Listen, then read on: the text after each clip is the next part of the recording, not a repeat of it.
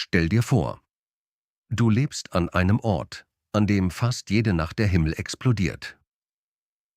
In Venezuela gibt es ein Naturphänomen namens Catatumbo-Blitze. Dort schlagen bis zu 28 Blitze pro Minute ein. Und das stundenlang. An manchen Nächten leuchtet der Himmel über 10 Stunden lang ohne Unterbrechung. Wissenschaftler glauben, dass warme und kalte Luftmassen dort perfekt aufeinandertreffen. Dadurch entsteht eines der gewaltigsten Gewitter der Erde.